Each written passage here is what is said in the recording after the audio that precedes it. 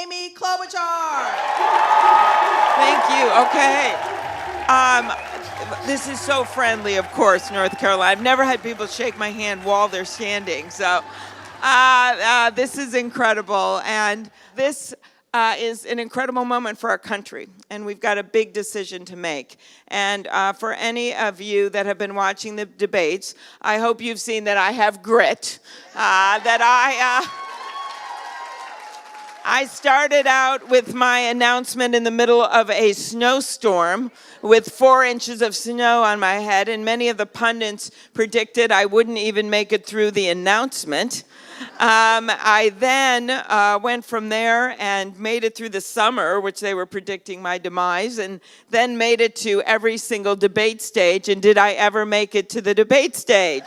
And that gave me this opportunity to make the case for what I think we need right now, that we are not going to be able to outdivide the divider in chief, that we need something very different and someone that will bring decency back to the White House again. So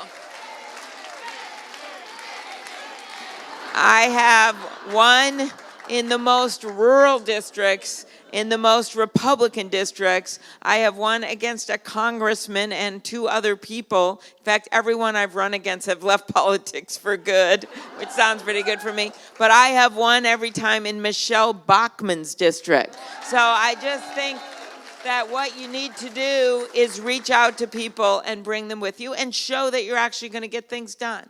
And find that common ground, because courage isn't just standing by yourself in the corner of a boxing ring. Courage is whether or not you're willing to stand next to people that you don't always agree with for the betterment of this country. That is what courage is. And I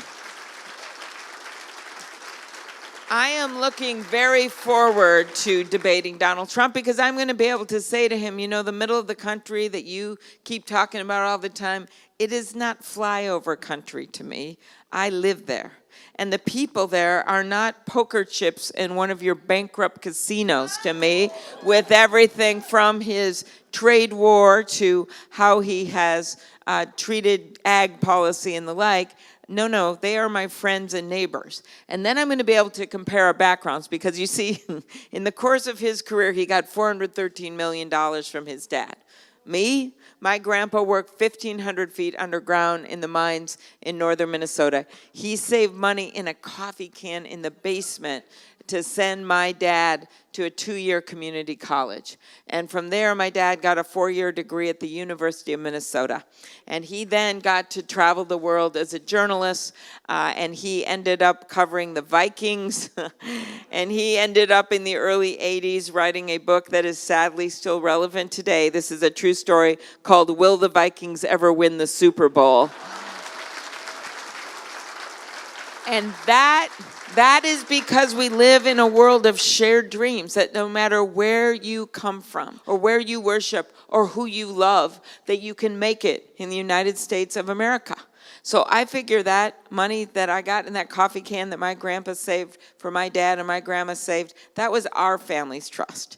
And you cannot save $413 million in a coffee can in the basement of that little house they had. You probably can't even fit it in the whole basement. So that was our family's trust. And I think if you are given opportunity in life from a parent or a grandparent, or from someone you work with, or from a teacher or anyone in your life, or from like winning an incredible national contest, you do not go into the world with a sense of entitlement like this president seems to have. You go into the world with a sense of obligation, an obligation to lift people up instead of shutting them down, an obligation to bring people with you instead of hoarding it for yourself. But what you know is this: I am the person that can actually bring people together and unite this country. I'm the person that's passed over 100 bills as the lead Democrat since I got to the U.S. Senate. I think my ideas are bold, but they are real. That is the difference between a pipe dream and a plan. It is something that you can actually